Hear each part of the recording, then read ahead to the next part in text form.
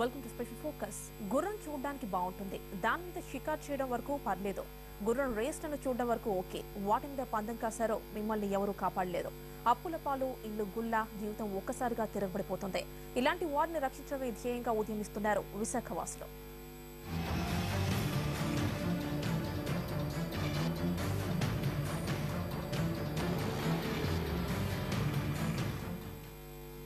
గుర్రంపై పందాలు కాయడం వల్ల లక్షాధికారులు అయిపోవచ్చన్న ఆశ, దీంతో తమ జీవితాల్లో నాశనం చేసుకుంటున్నారు.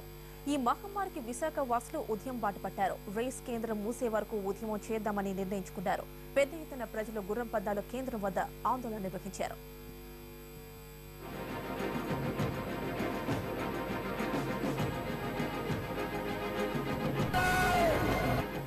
Matka, rummy, bridge, lucky board, రన్మోర్ ఇవన్నీ గుర్రం రేసు రకాలు. వినడానికి సరదాగానే ఉంటాయి, ఆటానికి వచ్చేసరికి జీవితాలు తారుమారైపోతాయి. వీటి వల్ల ఆర్థిక స్థితిగతులు తలకిందులైన కుటుంబాలెన్నో లెక్కేలేదు.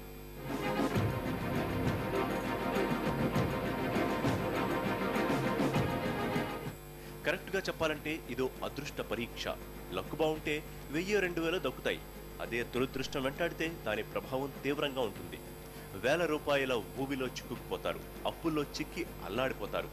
అసలు గుర్రాల రేసులాడి బతికి బాగుపడ్డవారే లేరు.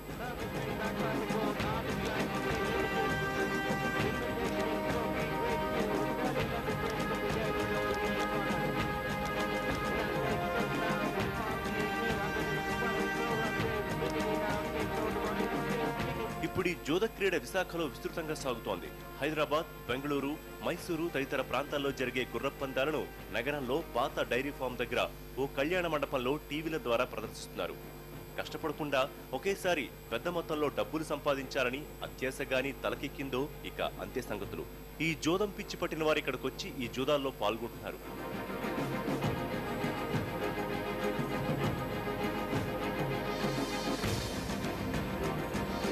ఒక్క పూటలో లక్షాధికారులైపోవచ్చని వస్తారు, పూటలోనే వికారుల్లా మారుతున్నారు.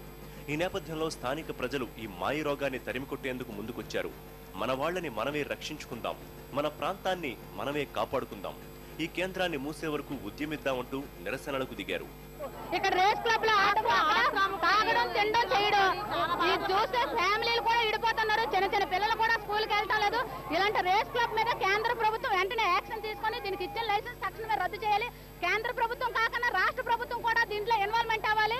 ఎందుకంటే మన విశాఖ జిల్లాలో కాదు, మన 13 జిల్లాల్లో కూడా ఇలాంటి వీటికి లైసెన్స్ ఎక్కడ ఇవ్వకూడదని